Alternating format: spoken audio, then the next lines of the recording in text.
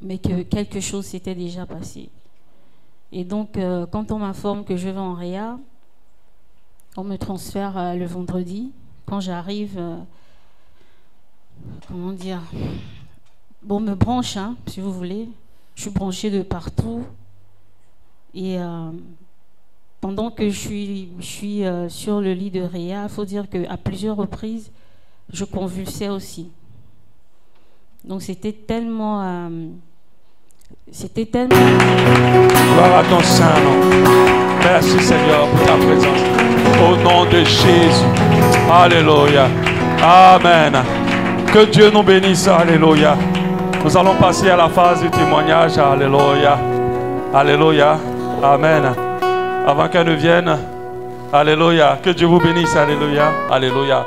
Je bénis vraiment Dieu pour la vie de chacun de vous en ce lieu. J'aimerais que quelqu'un dise à son voisin, tu vas être vraiment béni. N'oublie pas le vraiment. N'oublie pas le vraiment. Alléluia. Et ça serait vraiment une grande bénédiction. Alléluia. On a prévu ce jour pour rendre grâce à Dieu, pour un culte d'action de grâce. On pourrait le faire à la maison, inviter les gens à manger, mais on a dit non, il faut qu'on le fasse avec notre seconde famille, parce qu'on a tous des familles, mais l'église est une famille. Et c'est la famille qui va durer la plus. Alléluia. Parce qu'au ciel, il n'y a plus mon papa, il n'y a plus ma maman, c'est ceux qui seront liés en Christ, qui resteront famille. Alléluia. Et on a dit, il faut qu'on fête ce moment, il faut qu'on dise merci au Seigneur. C'est vrai qu'on a bougé beaucoup de choses, mais ça n'est pas suffisant pour dire merci à Dieu. Alléluia. Voilà, on le sait très bien, maman Christine est rentrée dans une phase tellement pas facile. Et j'étais convaincu qu'elle n'allait pas rester, pas parce que je manquais de foi, mais parce que Dieu me l'avait montré. Mais par sa grâce, alléluia. Comme je disais tout à l'heure, il m'a donné cette pensée-là. Jésus est couché actuellement sur son lit d'hôpital. Amen. Et il a dit, toi tu sors, je prends ta place. Normalement, elle devait rester plus de temps. Mais Jésus a dit, non, laisse le temps que tu vas faire, je vais prendre ça. Alléluia. Pour qu'elle puisse sortir et puis qu'il lui reste pour achever ce temps, pour que Dieu soit glorifié. Il y a beaucoup de choses qui arrivent dans nos vies. C'est pour sa gloire. Alléluia. Parce que je sens qu'il va se glorifier. Je sais qu'il se glorifiera au travers de cette expérience qui a été difficile. Là où il aura la difficulté, après la difficulté, il aura le Dieu qui se glorifiera. Notre Dieu plutôt qui se glorifiera. Alléluia. Amen. C'est pour ça que je dis d'habitude aux gens, quand le diable commence à compliquer ta vie, commence à faire la fête. Parce que bientôt, Dieu va te bénir. Alléluia. Amen. Ce n'est pas une parole de flatterie, c'est une réalité. Alléluia. Surtout si tu as compris pourquoi Dieu a permis l'épreuve. Amen. C'est pour cela qu'on a mis ces dispositifs parce qu'elle est encore en convalescence et elle ne peut pas se tenir debout pour rendre le témoignage. Elle peut le faire, mais ce n'est pas conseillé parce que c'est un truc qui a atteint ses poumons. Il faut qu'elle se ménage au maximum. Et sans plus tarder, nous allons bénir le Seigneur. On ne va pas tourner par 4000 chemins. Et on va acclamer le Seigneur pour sa servante et pour ce qu'il a fait. Alléluia. Alléluia. Amen. Voilà, donc elle va simplement rendre son témoignage. Tu peux enlever... tu as la bavette sur toi. Elle va rendre simplement son témoignage. Shalom à tous. Que Dieu vous bénisse. J'ai un peu le trac parce que je n'imaginais pas me retrouver là. De temps en temps, je vais reprendre un peu le souffle parce que je suis encore en convalescence. Et je voudrais, avant de commencer ce témoignage, vraiment dire merci au Seigneur. Parce que... Alléluia. Ça va aller. Dieu va lui donner la force qu'il faut. Alléluia. Je vais commencer au début et puis elle va continuer. Parce qu'au début, on était ensemble. Donc moi, je peux raconter le début. Après la suite, dans l'hôpital, je n'étais pas là-bas. Alléluia. Donc, qu'est-ce qui se passe? Quand cette histoire de Covid arrive au Gabon, je vous assure, on fait partie des personnes incrédules. On ne croyait pas. Et puis on s'est dit, bon, la grippe là, des Blancs là, ça tue que les Blancs. Nous, les Africains, nous ont tellement vaccinés que rien ne peut nous arriver. Donc je vous assure qu'on se retrouvait dans les mariages, dans les funérailles, je vous assure, pas sans bavette, des bavettes au menton, puisque c'est la carte d'identité. Et puis ensuite, on faisait beaucoup de choses. Après, on attend, tel a eu le Covid, aussi, là, c'est des mentors, ils veulent faire des chiffres et tout ça. Et puis, un moment, il fallait organiser un événement. Un événement qu'elle a organisé à la mairie. C'était un événement où il y avait quand même du monde. par rapport à la journée nationale de la femme. Alléluia. Et on a organisé cet événement à la mairie. Et à cet événement, vraiment, on ne s'attendait pas à du monde, mais les gens sont vraiment venus. Par la grâce de Dieu, ils étaient là. Et il y avait du monde. Et l'événement s'est très bien passé par la grâce de Dieu. On s'est dit, waouh, là, les choses ont vraiment maintenant bougé parce que c'était un événement qui a tellement marqué qu'on s'est dit, après ça, ça va chauffer. Donc, on était prêts, armés pour la suite.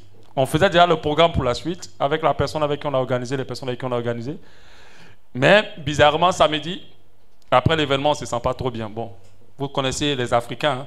Tout c'est le palu. Hein? On s'est dit, ah, voilà un petit palu encore qui arrive. Parce que nous, dès qu'on a mal au corps, on a la migraine, pour nous, c'est le palu. Donc, oh, voilà un petit palu qui arrive. D'accord. Dimanche, on ne se sent toujours pas trop bien. Nous deux, hein? Ce n'est pas elle seule, nous deux. Donc, on ne se sent toujours pas bien. De toute façon, si elle a pris ça, forcément, moi, je vais prendre. Les enfants, ça évite. Voilà. Après, on ne se sentait toujours pas bien. On a traîné jusqu'à peut-être mardi, comme ça. Ça n'allait toujours pas bien. On s'est dit, mais cette grippe-là, elle est bizarre quand même. Parce que ça persiste, ça ne va pas, on ne se sent pas bien. Moi, j'ai des couvertures partout. On est deux personnes qui ne tombent pas trop malades comme ça. On tombe un peu, vraiment rarement. On peut avoir des petits trucs, mais pas des choses, on est couché, on est malade, on est ceci. Tu peux avoir une petite migraine, une petite fièvre, 1, 2 jours, c'est parti. Voilà, donc à ce niveau-là, elle a dit, il faut qu'on aille voir un médecin. Je ne sais pas si tu peux continuer là ou bien j'avance. C'est bon? Je peux avancer. Alléluia. Donc elle a dit qu'il faut qu'on aille voir un médecin. On avait une amie qui est médecin et on allait la voir. Bon, après moi j'ai dit, ah tu exagères. Bon, nous les hommes, on ne voit jamais la gravité. Hein? Les femmes, elles allaitent vite, mais nous on est là. Bon, oh tu exagères, je pense que c'est juste une grippe. Elle dit, oh c'est déjà le Covid. Je dis, non, le Covid, nous, avec tous les vaccins qu'on nous a fait dans ce pays-là, depuis qu'on est petit en Afrique, le Covid c'est pour les Blancs. Bon, on est quand même parti et le médecin disait, ah ça je pense que c'est le Covid. Bon, moi dans mon cœur je refusais ça. Bon, vous connaissez les chrétiens avec leur foi. Hein? Des fois notre foi est un peu mal placée quand même. Hein? Voilà, parce que Dieu a donné la sagesse à ces médecins-là pour nous aider. Et il faut aussi croire pas en eux, mais en la sagesse que Dieu a mis en eux. Alléluia, même qu'ils ne sont pas chrétiens. Donc on s'était dit, non, ce n'est pas le Covid. Donc depuis qu'elle est en train de dire Covid, médecin dit Covid, moi pour moi, ce n'est pas le Covid. On a une grippe, on est fatigué, l'événement était difficile, c'était compliqué, c'est ça. Et la dame nous a donné le traitement Covid par prévention. Donc on est parti, ça a coûté quand même pas mal cher. Qu'on a acheté, tout de suite, le lendemain, moi je commençais à me sentir bien. Mais c'est comme si le traitement Covid pour elle a tout accéléré. Et quand elle a commencé à prendre ce traitement-là, ça a commencé à varier à beaucoup de choses, beaucoup de toux, beaucoup de fièvre. Ça a été intense au point que samedi, on était obligé de l'amener d'urgence à une clinique avec Vivien qui nous a accompagnés pour essayer de voir c'est quoi. Le médecin a regardé, il n'a pas dit Covid, mais il a dit il faut faire un examen du thorax puisqu'elle toussait et tout cela. Et il fallait faire cet examen-là. Donc on s'est dit dimanche, on va aller au culte et puis lundi on ira puisque voilà. On prenait encore le temps. Oh, plus on prenait le temps, cette maladie s'installait. Plus on croyait que par la foi, ça allait disparaître du jour au lendemain, ça s'installait. Ça prenait de la place. Ça prenait de la place et ça s'intensifiait. Et quand on partit à l'hôpital, quand ils ont mis une perfusion, je ne sais pas qu'est-ce qu'ils lui ont donné, mais là, on a commencé à se sentir un peu mieux. Quand on est rentré, on s'est dit, bon, ça va mieux, ça va aller. Dimanche, ça s'est un peu empiré. Lundi, elle ne pouvait plus marcher. Voilà. Et c'est lundi, Thierry et sa femme, parce que moi, j'avais une urgence professionnelle. Le temps que je viens, Thierry et sa femme l'ont emmené à l'hôpital. Je pense qu'après là, tu peux commencer à expliquer. Ok. Et donc, une fois qu'on est arrivé à l'hôpital, donc tout de suite, mes paramètres ont été pris. Et le médecin a reconnu que tout de suite, c'était le Covid. Hein. Donc, on m'a mis dans une tente, la tente dédiée à tous ceux qui ont le Covid. Et on a commencé à m'administrer des soins. Donc, je pense que j'ai fait 3 jours hein, dans la tente. 4 jours. Hein, dans la tente et le vendredi, le médecin qui m'avait administré m'a informé que déjà le même jour, il faut dire, à 18h, puisqu'on m'avait pris les paramètres, il m'a informé que mes poumons étaient très atteints, à 45%. Donc j'explique, hein, pour ceux qui ne comprennent pas. Quand on dit atteint, ce n'est pas que le Covid a atteint 45%. Son rôle, c'est de venir détruire tout le système respiratoire, en fait.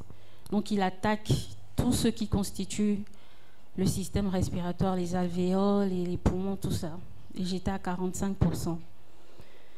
Et donc, durant mon séjour là-bas, malgré tous les traitements d'urgence qu'on me mettait, ça s'empirait toujours. Je vomissais, ça n'allait toujours pas, en fait. Et le vendredi, ils ont décidé que j'aille en réanimation, service de soins intensifs. Mais déjà, avant ça, j'ai vécu une expérience. Le jour avant, quand on m'informe que je vais en réa, j'étais couchée sur le lit. Et d'un coup, comme ça, j'ai senti et j'ai vu une petite main comme celle de ma fille Donna, une toute petite main enveloppée d'une lumière blanche comme celle-là, posée sur ma poitrine. Et elle était tellement glacée, vraiment ici. Et j'ai sursauté. J'ai demandé aux infirmiers, tous ceux qui étaient là, j'ai dit qui m'a touché, qui m'a mis. J'ai senti une main qui m'a touché. Et tous ont dit personne ne vous a touché, Madame Soro. Et j'ai insisté parce que je l'ai vu, c'était tellement réel. Et ils ont insisté aussi pour dire qu'il n'y avait personne. Mais en fait, c'est Dieu qui commençait déjà à m'avertir que j'allais aller en réa, mais que quelque chose s'était déjà passé. Et donc, quand on m'informe que je vais en réa, on me transfère le vendredi. Quand j'arrive, comment dire, bon, on me branche, hein, si vous voulez. Je suis branchée de partout. Et pendant que je suis sur le lit de réa, il faut dire qu'à plusieurs reprises, je convulsais aussi. Donc c'était tellement grave que je respirais que par oxygène. Et dans les types d'oxygène, il y a plusieurs types. Dont le dernier qui est le plus grave, c'est l'intubation. L'intubation, en fait, on vous endort. Et on vous met les tuyaux à l'intérieur même, en fait. Et moi, tous les 3 types d'oxygène, je les ai eus, pour vous dire un peu la gravité, en fait. J'ai eu ce qu'ils appellent les lunettes, j'ai eu le ballon, j'ai eu... le plus dur, c'était... je ne sais pas comment on appelle ça, c'est comme un robot, en fait, qui pompe l'oxygène avec une telle force. Donc, on vous attache comme un casque sur la tête et ça pompe l'oxygène pour dégager les alvéoles qui étaient en train de se boucher. Et pendant que j'ai vécu tout ça, j'ai vécu une expérience, mais vraiment extraordinaire. Et je ne vous cache pas que depuis que je suis sortie, je dis à mon époux que j'ai l'impression que je suis dans un nouveau monde, en fait. Parce que j'ai l'impression que je reviens du ciel et je suis revenue sur la terre où il y a plein de bruit, plein de choses autour de moi, en fait. Durant mes nuits, j'ai expérimenté quelque chose. J'ai fait un premier songe. Dans ce songe, je me retrouve dans une forêt. Je suis en haut d'une montagne avec un monsieur et il y avait toute une armée. Et là, il m'appelle et puis il me montre en fait le monde, donc la terre. Je ne sais pas comment décrire ça physiquement, mais on était comme perchés en haut et en bas c'était la terre. Et il me dit, tu vois tous ceux qui sont sur la terre là? Je lui dis oui. Et il me dit, eux ils ont une manière de fonctionner. Ils combattent, voilà, il me montrait les soldats, genre les militaires. Et il me disait, eux, ils ont une manière de fonctionner. Lorsqu'il y a un problème ou une guerre, ce sont les armes physiques, donc les fusils, qui prennent pour intervenir. Et il m'a dit, mais toi, sache qu'à partir d'aujourd'hui, toutes tes armes, ce seront les armes spirituelles. Et là, il a pris une grande épée, mais vraiment très grande, très, très, très grande. Je ne sais pas comment j'arrivais à soulever ça, mais j'ai pu soulever. Il m'a remis cette épée et il m'a confié plein d'autres soldats qui étaient différents de ceux qui étaient sur la terre. Et il m'a donné cette armée, il m'a dit, voilà, je t'envoie en mission. Bon, il y a certains détails que je ne vais pas vous donner pour pas dévoiler directement tout le plan de Dieu. Mais il m'a donné une mission avec mais tellement de précision. Et quand il m'a confié cette épée, il m'a dit de garder cette épée et de combattre seulement avec elle et de ne jamais la confondre aux armes des militaires qui étaient sur la terre. Je pense que vous comprenez bien que ça fait référence à Éphésiens chapitre 6, les armes spirituelles, les armes de l'esprit. Lorsqu'on dit de les porter, ce n'est pas... C'est vrai que plusieurs fois on a dit, bon maintenant je porte la ceinture de vérité, mais en fait c'est une pratique. La vie chrétienne, c'est une pratique. Et juste une toute petite parenthèse,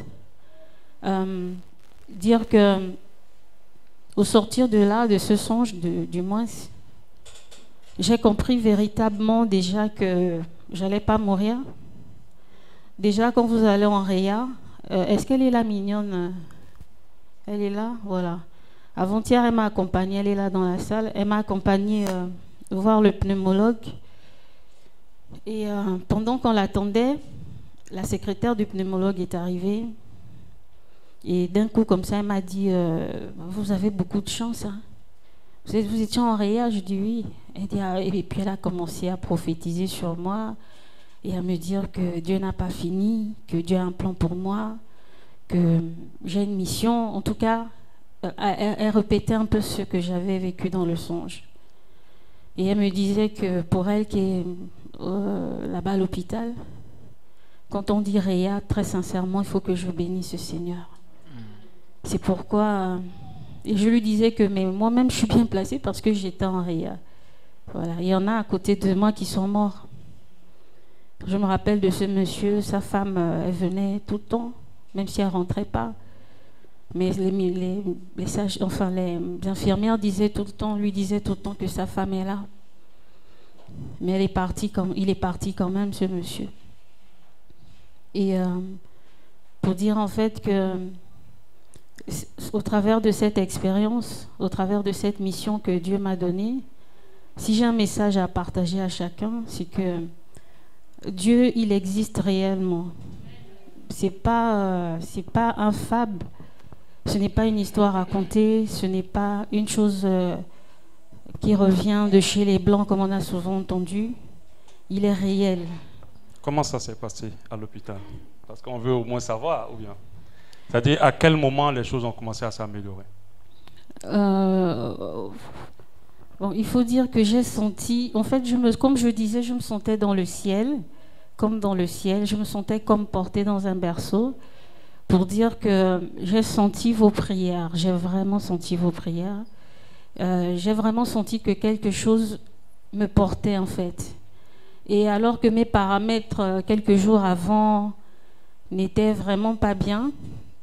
D'un coup, comme ça, un matin, après qu'on m'a administré, j'appelle ça le robot, j'oublie le nom, un vendredi, je me rappelle plus du jour, un matin, les médecins arrivent et, bon, pas qu'ils étaient étonnés, parce que vous savez, eux, ils restent scientifiques, mais d'un coup, ils ont remarqué que tous mes paramètres étaient positifs, étaient bien, parce que j'étais branchée, il y a comme un tableau, une sorte un écran en fait. Et tous mes paramètres commençaient à devenir normaux, un paramètre, enfin, tout devenait en fait normal. Et eux-mêmes, ils ne comprenaient pas, hein, je ne vous cache pas. Je sentais qu'il y avait un peu de l'étonnement, mais en dépit de tout, eux, ils restent scientifiques. Donc, ils ont demandé qu'on m'observe encore pour voir si ça devait rechuter ou revenir. Donc, ils m'ont observé quelques jours. Et après, les jours qui se sont définis, ils ont décidé de me débrancher, donc de me sévrer d'abord de l'oxygène et de tous les autres, tout ce qui était branché sur moi. Donc j'aimerais j'ai demandé au Seigneur en fait, de tout ce que j'aurais eu à partager. C'est vrai qu'aujourd'hui, on parle de guérison physique, hein, mais je vous assure, nul n'aura été mes enfants et mon époux, qui compte extrêmement pour moi sur cette terre. J'avoue que ce que j'ai vécu, j'aurais demandé à Dieu quand même d'être auprès de lui, quoi. Mais après, je sais qu'il y a une mission. Pour dire quoi, il y a quelques années, je ne croyais pas en Dieu. Je suis très logique dans ma tête. Si cette table existe, j'aimerais savoir pourquoi ça existe. Et quand j'observais le monde, je voyais bien que il y avait un être suprême qui était derrière, mais mon problème était qui était le vrai Dieu. Les chrétiens vont dire c'est nous qui avons la vérité au travers de Jésus. Les musulmans vont dire c'est nous qui avons la vérité, les bouddhistes, etc. Et j'ai cherché cette vérité, j'ai tourné un peu, il y a 19 ans de cela. Et un jour, il faut dire que je n'avais pas complètement lu la Bible, j'avais lu quelques passages, mais j'avais surtout fait des recherches sur l'histoire de Christ, sa mort à la croix, etc. Et après avoir fait un peu le tour, je m'étais rendu compte qu'il y avait quelque chose de particulier en l'histoire ou en la personne de Jésus, son message, son histoire, ce qu'il a apporté dans ce monde. Et surtout ce qu'il procurait aussi dans la vie de ceux qui l'avaient expérimenté. Et un jour dans ma chambre, il est 22h, je m'agenouille et je m'adresse à un Dieu inconnu. Je dis Dieu ou Seigneur, je ne sais pas comment tu t'appelles véritablement. Voilà, j'ai remarqué que je sais que tu existes. Après, j'ai un petit penchant pour la Bible, mais j'ai un peu de doute. Pourquoi tu dis que heureux celui qui croit sans avoir vu? Pourquoi? Je lui posais plein de questions. Et à la fin, je lui ai dit, si tu te révèles à moi, si tu me prouves ton existence, je te donne toute ma vie, toute ma jeunesse. Je te servirai même. À l'époque, je n'aimais pas du tout les églises éveillées. À la limite, je les détestais parce que pour moi, c'était vraiment du folklore, de l'animation. Et à 4 heures du matin, j'ai expérimenté vraiment mon esprit qui est quitté dans mon corps. Et je me voyais à deux. Et je parlais en fait. Et le corps était inerte et la personne était légère. La deuxième personne qui était pareille, avec la même chemise de nuit. Et je disais, ah mais quoi, c'est comme ça, donc on meurt, donc l'affaire là est vraie. Quoi, je suis morte, c'est sérieux, cette affaire là c'est sérieux. Et puis je regardais mon corps sur le lit. Et pendant ce temps, je me suis retournée. Et quand je me suis retournée, j'ai vu les anges, mais réellement. Ils étaient grands, ils étaient enveloppés d'une lumière blanche. Ils souriaient, ils chantaient, mais à l'époque, il n'y avait pas les smartphones parce que plusieurs temps après, je retenais la chanson qui chantait ce jour-là. Et tout au fond, il y avait une lumière très forte, plus que le soleil, qui brillait. Et j'essayais de lever pour essayer de voir qui était tout au fond. La personne était comme assise et j'arrivais à apercevoir à peine les pieds, mais qui étaient enveloppés aussi d'une lumière. Et c'était tellement fort que je n'arrivais pas à regarder à chaque fois que je baissais. Je n'ai pas entendu une voix particulière, mais tout de suite après, je suis revenue dans mon corps. Donc je zappe certains détails. Mais ce qui était particulier, c'est que quand je suis revenue dans mon corps, c'est un peu comme vous portez vos habits en fait. Je me réajustais, donc l'esprit se réajustait dans le corps. Et quand je me suis réveillée, j'ai eu tellement peur. Je suis allée cogner chez ma maman et son mari qui vit encore aujourd'hui, qui peut témoigner de cette expérience-là. Et pendant 2-3 jours, je n'arrivais pas à dormir seule, je dormais avec elle. Tellement j'avais peur de cette expérience. Et jusque-là, je ne comprenais pas la prière que j'avais faite à Dieu à 22h en fait. Et un jour, quelqu'un m'a invité dans un programme, dans une église éveillée. Et puis je lui ai dit que moi, ce type d'église-là, je ne vais pas là-bas. Et pendant qu'on échangeait, il m'a dit, mais tu dis que tu es curieuse, tu aimes savoir, viens quand même. Je dis, bon, pourquoi pas. Et puis je suis partie. Et quand je suis partie, c'était un homme de Dieu qui revenait d'Abidjan, qui avait vécu aussi une expérience où il avait vu Jésus. Et il donnait plein de détails. Et il disait, vous savez, comme le dit la Bible, le visage de Jésus brille comme le soleil. Or, ce sont des paroles que je donnais à ma maman et tous ceux à qui je racontais ce que j'avais vécu. Je dis, ah bon, donc tout ce que j'ai expérimenté, c'est vraiment dans la Bible? Et pendant qu'il parlait, je ne croyais pas au parler en langue. Donc j'ai suivi tout le séminaire finalement. Et à la fin, il a demandé qui veut accepter Jésus. Et après, il a aussi demandé qui veut recevoir le baptême du Saint-Esprit. Et ce jour, j'ai reçu le baptême du Saint-Esprit. J'ai senti comme un feu qui m'a transpercé et qui m'a projeté au sol. C'est à partir de là que j'ai donné ma vie au Seigneur. Je disais tout à l'heure que, au-delà de la guérison physique pour laquelle j'aimerais rendre vraiment grâce à Dieu, pour les jours en plus, parce que finalement, tous on partira un jour ou l'autre. Mais au-delà de cette guérison physique, j'aimerais plutôt, pour terminer, insister sur la guérison spirituelle, la vie éternelle. Lorsque j'étais branchée, je savais qu'à tout moment, tout pouvait s'arrêter. Parce que les médecins eux-mêmes, il m'arrivait de poser la question de savoir un peu leur avis. Et eux-mêmes disaient que là, il n'y a que Dieu seul. Donc quand un médecin vous dit qu'il n'y a que Dieu seul, vous comprenez bien que ça pouvait marcher ou pas. Pour certains, ça n'a pas marché. Ils ont reçu les mêmes traitements que moi, ça n'a pas marché. Donc je rends vraiment grâce à Dieu. Mais au-delà de ça, dire que moi, c'était l'expérience du Covid. Pour d'autres, c'est accident de circulation. Pour certains, comme une amie à moi en terminale, lorsque j'étais au lycée Mba, alors que le mercredi, elle était au tableau, elle était bien.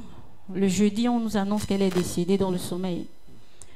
Donc, je ne sais pas à quel moment chacun de nous pourra quitter ce monde, mais ce qui est sûr, que vous croyez en Dieu ou pas, que vous croyez en Jésus, en sa parole ou pas, on finira par quitter ce monde. Mais la question, et j'aimerais vraiment que ça reste en nous chaque jour, de se poser la question, suis-je prêt au cas où je quitte ce monde? Parce que je puis vous assurer que j'étais plus que athée, j'étais plus qu'incrédule. Très jeune déjà, je cherchais à écrire sur le mystère du feu. J'étais très, très portée sur tout ce qui était science, tout ce qui était vraiment monde spirituel. Mais aujourd'hui, je puis vous assurer que ce Jésus-là, il existe vraiment. Il guérit, c'est vrai, il bénit. Je l'ai expérimenté, mais comme quelqu'un l'a dit récemment et comme son serviteur nous le prêche tout le temps, les païens aussi sont bénis, ceux qui ne connaissent pas Jésus. Ils sont riches, ils sont même parfois plus riches que nous les chrétiens. Mais quelque chose qu'ils n'auront pas dans ce monde, c'est la vie éternelle. Et un petit détail que le Saint-Esprit me dit de dire avant de finir. Quand on m'a annoncé que mes paramètres étaient bons et qu'on devait me débrancher, j'ai demandé à Dieu, je lui ai dit au-delà d'une offrande physique, qu'est-ce qu'il voudrait que je lui donne? Et il m'a dit, donne-moi ton cœur. Et j'ai dit, mais Seigneur, mon cœur, je te l'ai donné depuis 19 ans. Il m'a dit, non, donne-moi ton cœur. Beaucoup se posent peut-être la question de savoir pourquoi Jésus est allé à la croix de Golgotha, pourquoi un homme va se laisser frapper, humilier, son sang coule, pourquoi? Il a fait pour une seule raison, pour l'amour. L'amour de chacun de nous. Et cet amour, quand il est venu, il a dit, si quelqu'un m'aime, qu'il observe mes commandements. Aimez-vous les uns les autres comme je vous ai aimé. Il m'a dit, aime, pardonne. Et même en tant que femme de pasteur, je me suis rendu compte que j'avais encore beaucoup de choses dans mon cœur, en fait. Mais pourtant, j'étais aveuglée, je venais, je chantais, je faisais plein de choses. Et je me suis rendu compte qu'il y a des personnes que j'avais complètement cadenassées dans mon cœur. Et quand je suis sortie de là, la première chose que j'ai faite, j'ai mis bas la terre, comme on dit, j'ai appelé, j'ai envoyé des messages, j'ai demandé pardon à certaines personnes, j'ai demandé à rencontrer certaines personnes. Et je me sens tellement bien au fond de moi. Et j'ai dit au Seigneur que peu importe, j'ai plus de dignité, j'ai plus de fierté à valoriser si ce n'est Christ en moi. Et je lui ai dit, dorénavant, peu importe. Et je vous assure que j'ai plus la force de laisser un mauvais trésor dans mon cœur, si ce n'est de manifester l'amour. Et pour terminer, pour comprendre l'amour, c'est 1 Corinthiens 13. L'amour pardonne. L'amour supporte tout. L'amour croit tout. L'amour ne cherche point son intérêt.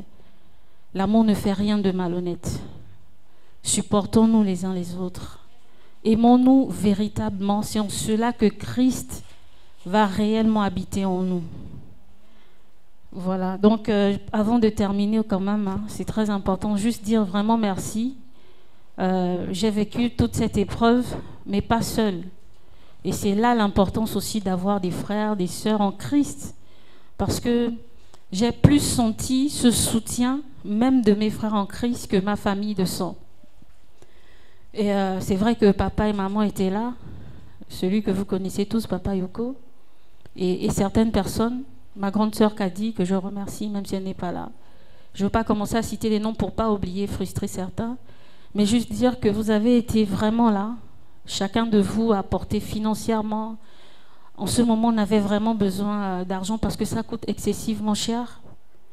Vous avez été là, vous avez apporté, chacun à sa manière, et vraiment, j'aimerais vous dire merci. Et dire merci à mon merveilleux époux.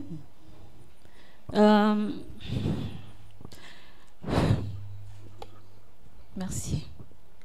Amen. Moi, pour terminer, alléluia, amen. Vraiment, ça s'explique en 2 minutes, mais c'était quelque chose d'assez fort. C'est-à-dire, avant même qu'elle ne rentre à l'hôpital, moi, j'ai fait un songe où je la vois très jeune et habillée en blanc. Et quand moi, je vois ça, c'est que c'est une personne qui va mourir. Voilà, c'est que c'est une personne qui va partir. Donc, Dieu me montre clairement qu'il est en train de la prendre. Mais moi, je pense que cette possibilité de revenir, Dieu lui a donné avec de nouvelles orientations. Vous savez, Dieu nous maintient en vie parce qu'il espère que nous rentrons dans son plan et dans ce pourquoi il nous a créés. Généralement, quand on meurt, c'est que Dieu ne peut plus nous utiliser. Et c'est que nous, on n'est pas concentré sur ce pourquoi Dieu veut nous utiliser. Vous savez, si une chose ne vous sert à rien, vous allez la jeter. D'accord? Donc, nous devons comprendre au travers de ce témoignage, seulement comme elle a dit, à n'importe quel moment on peut partir. Ne dites pas que c'est seulement les païens. C'est une chose que je veux vraiment enlever dans votre esprit. Les païens aussi vivent longtemps. Alléluia. Les chrétiens aussi peuvent mourir. Et à n'importe quel âge, à n'importe quel moment. Alléluia. Mais la différence, c'est que nous, on subit toutes ces choses qu'ils subissent avec Christ. Donc c'est ça la nuance en fait, qui fait ça. Et quand on réalise cela, on devient humble. On ne prend pas trop conscience de nous-mêmes. On prend plutôt conscience de la grandeur de Dieu en nous. Ok? Je me rappelle qu'à une des personnes à qui je lui disais, une des personnes avec qui elle est en contact, elle dit, mais votre femme qui est toute si dynamique comme ça, oui, tu peux être dynamique, puis demain, ne plus pouvoir faire quelque chose. Même soulever juste une simple chose. Amen. Tout le monde peut se retrouver à cette position. C'est pour cela qu'il est très important pour nous de nous accrocher à Jésus. Non seulement pour avoir sa protection, parce que Dieu protège aussi, hein, je vous le dis, mais aussi pour lorsque si ça doit arriver dans le départ, qu'on soit avec lui et qu'on aille avec lui. L'expérience qu'elle a fait avec le Seigneur qu'elle a vue, c'est une expérience qui lui atteste que Dieu existe vraiment. Parce que les gens doutent jusqu'à aujourd'hui, mais c'est une réalité. On doit tous se préparer à notre départ. Que Dieu t'a guéri aujourd'hui, qu'il t'a libéré aujourd'hui, demain tu vas forcément mourir. Mais c'est ce qu'on ne dit pas aux chrétiens et on les regarde dans une forme de flatterie et ils ne se préparent jamais. Ils ont comme l'impression qu'ils ont beaucoup de jours devant eux. On doit se préparer tous les jours à la rencontre du Seigneur. Tous les jours. On doit purifier notre cœur. L'une des choses les plus importantes dans la marche chrétienne, c'est l'entretien de notre cœur. La Bible dit, garde ton cœur plus que toute autre chose, car c'est de là que viennent les sources de la vie. Donc ça veut dire, si tu apprends à ne pas en vouloir, à ne pas avoir la colère, garder des mauvaises pensées, parce que garder le cœur, ce n'est pas seulement les choses mauvaises envers les autres, mais c'est aussi ne pas avoir de mauvaises choses pour toi dans ton cœur. Ok? Les peurs. La peur, c'est l'arme la plus puissante que le diable utilise contre la vie des enfants de Dieu. C'est l'arme la plus puissante. Si le diable arrive à te faire peur, il a déjà gagné une partie dans ta vie. Et un enfant de Dieu, même pendant qu'ils sont en train de la table, comme je disais à ma femme, elle dit, mais imagine qu'on t'attrape, on te met le couteau dans le cou, on veut déjà te tuer. Un enfant de Dieu ne doit pas avoir peur. Imagine Étienne, qui est en train de louer Dieu pendant qu'on veut le lapider. C'est quelqu'un qui a réalisé que, peu importe ce que je vis, je suis avec Christ, et après lui, même si on m'ôte ma vie, on ne va pas m'ôter la chose la plus précieuse dans ma vie qui est Jésus, et j'irai le rejoindre. Alléluia. C'est pour cela que Il faut traquer la peur dans notre cœur. Il faut surtout laisser aucune trace de peur en quoi que ce soit. Oh, il y a telle chose qui se passe actuellement. Oh, viens coup. Ne te précipite pas. Mets-toi à genoux. Présente la situation à Dieu. Prends son assurance et vas-y. Rien ne se passera. N'aie peur de rien.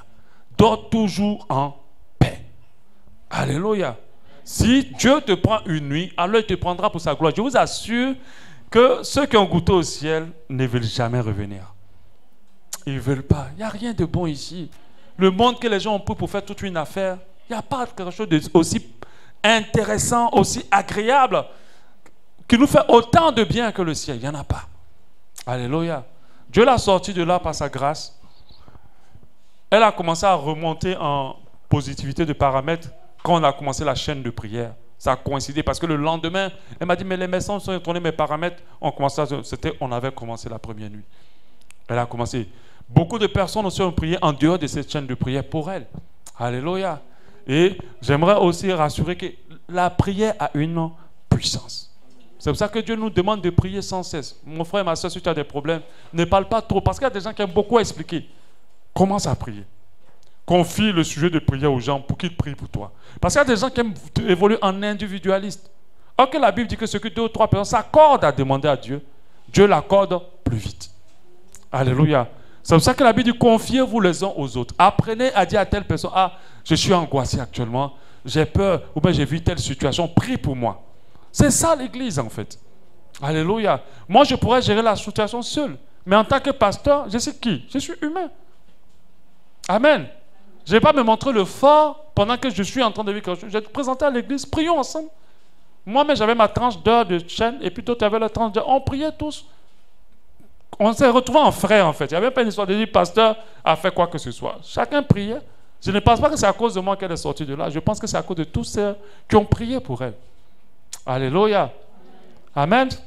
Vraiment, nous bénissons Dieu parce qu'il a fait quelque chose de grand. Alléluia. Moi, de nature, je ne suis pas dans les émotions. Alléluia. De Dieu a passé, mais quand on te regardait, on avait l'impression que rien ne s'est passé. Mon frère, si tu me regardes, tu ne vas jamais rien voir. Parce que la peur et moi, on ne se connaît pas. La crainte et moi, on ne se connaît pas. Je peux vivre les choses les plus terribles, mais tu ne vas pas savoir. Si je ne te dis pas. Amen. Et c'est ça un enfant de Dieu. Mais au moins, j'ai partagé aux autres ce qu'on vivait. Alléluia. Amen. Donc, j'aimerais ensemble qu'on rende grâce à Dieu. Je sais qu'elle a parlé, elle a dit beaucoup de choses. Et on va rendre grâce à Dieu parce qu'il est en train de parachever. Elle n'est pas encore totalement rétablie parce que c'est quand même une partie importante du corps qui a été touché, les poumons. Elle est encore sous traitement et les choses sont en train de se faire. Et Dieu va continuer sa restauration. Alléluia. Et quand elle va être debout, Satan aura chaud. Alléluia. Parce que cette épée-là, je ne pense pas que c'est pour aller tuer quelqu'un d'autre, si ce n'est que lui et son armée et détruire toutes ses œuvres. Alléluia. C'est une mission. Alléluia. On ressort toujours fort d'une épreuve. Les enfants de Dieu deviennent plus grands lorsqu'ils sont éprouvés. Alléluia. Est-ce que quelqu'un peut baisser sa tête pour dire merci? Alléluia. Merci Seigneur. Merci Seigneur. Merci pour ta grâce. Merci, merci parce que tu es bon. Merci, merci parce que tu es grand pour ce que tu as fait. Nous te remercions d'un cœur reconnaissant car tu as écouté les prières et tu as intervenu dans ta grâce et dans ta miséricorde. C'est toi qui l'as sorti de là. Nous te voyons à sa place, malade pour elle, mais prenant la victoire sur la maladie. Et nous te remercions d'un cœur reconnaissant. Sois loué, Seigneur. Sois loué, Papa, dans le nom précieux de Jésus. Je veux que nous prions aussi pour que la mission que Dieu lui a donnée, qu'elle puisse vraiment être équipée pour cette mission, qu'elle puisse rentrer dans cette mission. Nous prions ensemble pour cela dans le nom de Jésus. Seigneur, nous te rendons grâce parce que tu l'aides, tu lui donnes ta force, tu l'accompagnes dans cette mission, tu la guides dans cette mission, tu lui révèles les choses véritables et tu lui permets de comprendre toute cette mission. Nous te rendons grâce parce que tu l'équipes, tu la conduis dans cette mission et tu lui permets de réussir cette mission. Cette grande possibilité que tu lui as donnée de continuer à vivre, qu'elle puisse l'utiliser à bon escient pour la gloire de ton nom, l'avancement de ton œuvre, dans le nom de Jésus. Alléluia. Nous voulons remercier aussi le Seigneur parce que nous croyons qu'il a complètement restauré. Qu'il l'a complètement restauré. Nous le croyons. Remercions le Seigneur ensemble, nous te remercions. Parce que nous croyons que tu l'as complètement restauré, totalement restauré par ta grâce, dans le nom précieux de Jésus-Christ. Oh, sois béni Seigneur pour la restauration. Merci parce que tu as remis tous ces paramètres à la normale. Tu lui as donné, tu lui redonnes la force qu'elle avait, une force même qui vient d'en haut, dans le nom de Jésus. Tu la relèves à nouveau pour ta mission. Toute la gloire te soit rendue dans le nom de Jésus. Alléluia. Amen. Que Dieu soit loué. Alléluia. On va acclamer le Seigneur pendant qu'elle retourne. Alléluia.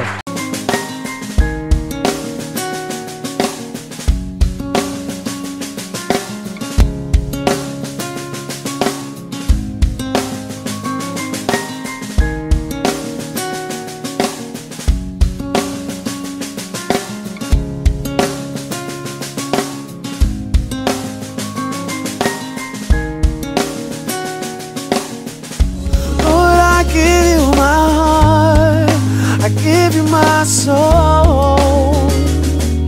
I live for you.